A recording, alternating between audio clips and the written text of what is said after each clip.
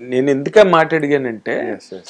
ఎక్కడ ప్రాబ్లము అంటే నీ సెలెక్షన్ ఆఫ్ స్క్రిప్ట్లా, లేకపోతే నీకు అన్మ్యాచింగ్ ప్రాజెక్ట్లా, లేకపోతే ఫోర్స్ఫుల్గా చేసిన ప్రాజెక్ట్లా, నీ జడ్జ్మెంట్స్ తప్పినాయా ఎలా? అదే అండి, నేను దాని గురించి ఆలోచిస్తే నాకు అనిపిస్తుంది ఏంటంటే ఫస్ట్ నేను చేసిన సినిమా బ్లాక్ బస్టర్. ఇప్పటికీ మొన్న రిలీజ్ అయితే కూడా జనాలు భయంకరంగా చూశారు. Last year happy days release. Second movie కొత్త బంగారు లోకం, అది కూడా మీరు ఇందాక చెప్పినట్టు ఒక రేజ్ క్రియేట్ చేసేది ఐకానిక్ ఫిల్మ్ అది. సో అదేంటంటే నాకు ఫస్ట్ 2 మూవీస్ అవి అయ్యేసరికి ఐ ఫెల్ దట్ ఆ టైంలో ఏమైందంటే ఎక్స్పెక్టేషన్స్ బార్ అనేది అక్కడికి సెట్ అయిపోయింది అనిపించింది నాకు. అంటే ఏ సినిమా అయినా ఇప్పుడు నేను ఒక సినిమా చేస్తే I feel that maybe audience నేను ఒక సినిమా చేస్తే ఆ లెవెల్లోనే ఉంటుందని ఎక్స్పెక్ట్ చేయడం జరిగింది అనుకుంటా నేను.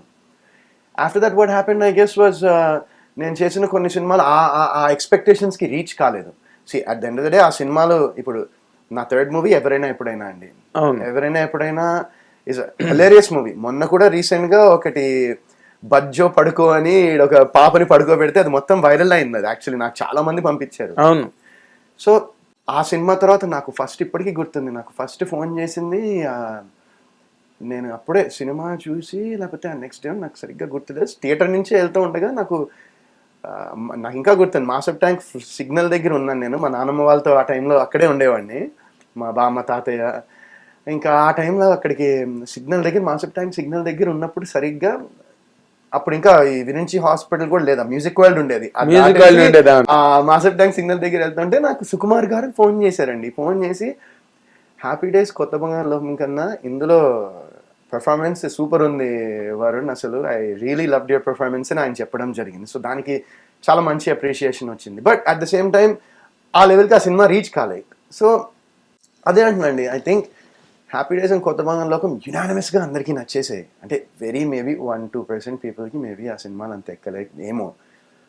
దాని తర్వాత ఏమైందంటే ఈవెన్ 51 పీపుల్కి నచ్చి 49 పీపుల్కి లేకపోయినా అరే అది అంత లేదు అనే దానిలో వెళ్ళిపోయింది. So maybe that was one of the reasons. And after that డెఫినెట్గా నేను కొన్ని స్క్రిప్ట్స్ సెలెక్ట్ చేయడంలో మేబీ నా జడ్జ్మెంట్ ఇట్ వాజంట్ కరెక్ట్ అనిపించింది. అండ్ కొన్ని సినిమాలు నేను కథ విన్నప్పుడు అరే అసలు భలే ఉంది, అసలు కథ అసలు అదిరిపోయింది అనుకునే కథలు అవి స్క్రీన్ మీద ప్రెజెంట్ అయ్యి స్క్రీన్ మీద ఎగ్జిక్యూట్ అయ్యేటప్పటికి అవి along the line they faulted. అంటే కొన్ని సినిమాలు ఉన్నాయి, నేను I don't want to take the names of those movies, but కొన్ని సినిమాలకి ఏంటంటే నేను once I saw the cut I was like ఇది కొంచెం ఇది తీస్తే బాగుండేది, ఇది కొంచెం ట్రిమ్ చేస్తే బాగుంటుందని కొన్ని చెప్పాను ఆ టైంలో. But at the end of the day it's it's director and producers call. So అది నేను ఇంకా దానికి ఏం చేయలేకపోయాను ఇంకా. అదే but that's at the end of the day అదే అంటున్నా కదండి, it's I completely take responsibility for my career, for all that what happened. Success సినిమాలకి నేను క్రెడిట్ తీసుకోను, ఎందుకంటే డైరెక్టర్ అండ్ శ్రీకాంత్ అడ్డాల గారు కానివ్వండి, మా శేఖర్ కమ్ముల గారు కానివ్వండి, ఈవెన్ సంపద్ నంది గారు కానివ్వండి, ఏమైంది వీళ్ళకి కొన్ని సినిమాల్లో that is completely directors work అనుకుంటా నేను. బట్ డెఫినెట్గా ఒక సినిమా కనుక సరిగ్గా ఆడిపోతే 100% మేబీ నేను అది చేయకుండా, లేకపోతే మేబీ ఇది కొంచెం ఆ టైంలో ఇలా చెప్పాల్సిందేమో అనేది నాకు ఉంటుందండి. అంటే గ్రోత్ ఆఫ్ ఎ కెరీర్ అది ఎక్కడైనా సినిమా ఇండస్ట్రీయే కనక్కలే, ఒక ఐటీ రంగం కావచ్చు, ఇంకో పొలిటికల్ ఫీల్డ్ కావచ్చు, ఇంకోటి కావచ్చు. బట్ గ్రోత్ అన్నదానికి చాలా టాంజెంట్స్ ఉంటాయి, ప్రాబ్లమ్స్ ఉంటాయి, మన పర్సనల్ రిఫ్లెక్సెస్ ఉంటాయి, మేనేజ్ చేసుకోలేకపోవడము, కరెక్ట్ జడ్జ్మెంట్స్ మిస్ అవ్వడం, లేకపోతే ఎవరైనా మిస్లీడ్ చేయడము, ఇలాంటివి చాలా జరుగుతుంటాయి. దాంట్లో నీ తప్పులన్నీ, జరిగిన తప్పులన్నీ, ఇంక తక్కువ మిగిలిన తప్పులన్నీ. నేనేమంటున్నా అంటే అండి, నా లైఫ్లో తప్పు జరిగితే నాదే, ఐ విల్ టేక్ రెస్పాన్సిబిలిటీ. తర్వాత మనం అనలైజ్ చేసి దీని వల్ల అయిందా, దాని వల్ల అయిందా, వీళ్ళ వల్ల అయిందా, వాళ్ళ వల్ల అయిందా అనేది ఇట్స్ పాయింట్లెస్ అనుకుంటా నేను. ఎందుకంటే at the end of the day it's my life and I should be responsible. అంటే no, you're correct. It makes no sense. Postpartum. Yes. But అది చాలా అవసరం కదా కెరీర్ కి. ఇప్పుడు మనకి ఎక్కడ పొరపాటు జరిగిందో చూసుకోకుండా ఒకసారి పడతాం అనుకో, ఎందుకు పడ్డామో చూసుకోమా? అక్కడ నీళ్లు ఉన్నాయా, ఆయిల్ ఉందా, సోప్ ఉందా, లేకపోతే మనం కళ్ళు మూసుకుని నడిచామా, లేదా కళ్ళు నెత్తి మీదకి ఎక్కి నడిచామా, ఇలాంటివి కొంత ఎనాలిసిస్ ఉంటుంది కదా. Yes, yes, sure. ఆ ఎనాలిసిస్ చెప్పమంటే ఏం చెప్తావు నువ్వు? నేను ఏం చెప్తానంటే నేను ఇందాక మీకు చెప్పాను కదండి, నేను చేసిన కొన్ని సినిమాల్లో I thought that they will work out, but somewhere along the line execution పరంగా it wasn't up to the ఏమంటారు, it wasn't par, it wasn't నేను అనుకున్నది కథ చెప్పినప్పుడు. మీరు సినిమా గురించి అంటున్నారు కదండి. సో నేను సినిమా కొన్ని కథలు నేను విన్నప్పుడు నాకు ఏదైతే నేను విజువలైజ్ చేసుకుని నేను ఆ కథ విన్నప్పుడు ఇలా ఉంటుంది అనుకున్నానో అలా లేదు.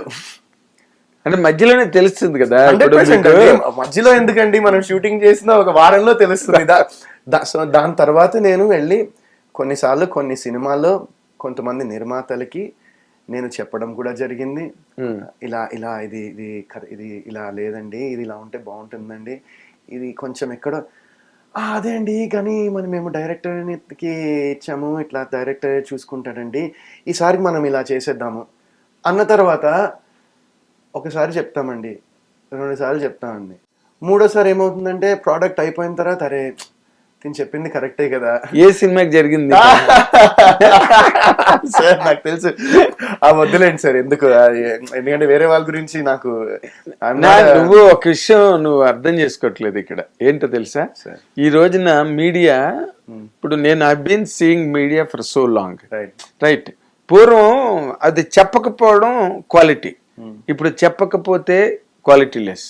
చెప్పాలి, మాట్లాడాలి, బయటకు వచ్చి మాకు ఇక్కడ పొరపాటు జరిగింది, ఇక్కడ పొరపాటు. ఎందుకంటే దెన్ నెక్స్ట్ స్టెప్లో నీతో చేసే సినిమాలు చేసేవాళ్ళు, నీతో ఎవరైనా అనుకుంటున్న వాళ్ళకి you will be understood in a right frame. Once Sandesh cinema మనం చేసేటప్పుడు ఇవన్నీ ఫాలో అవ్వాలి.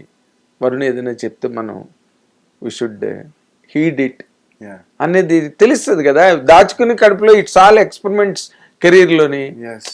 మరి మాట్లాడలేదు మేము అన్ని కడుపులోనే దాచుకుంటాం అంటే ఎక్కువ కడుపు పెద్దదైపోతుంది తప్పితే లేదండి, కడుపు పెద్దదైతే అవ్వలేదు. అంటే నువ్వు బాగా ఎక్సర్సైజ్ గట్ట చేస్తావు కదా. చేస్తానండి, చేస్తావు. హిట్ టీవీ యాప్, ఇందులో short news, live news, entertainment shows, movies, digital magazines తో పాటు మీ జిల్లా వార్తలను కూడా ఫ్రీగా చూడొచ్చు.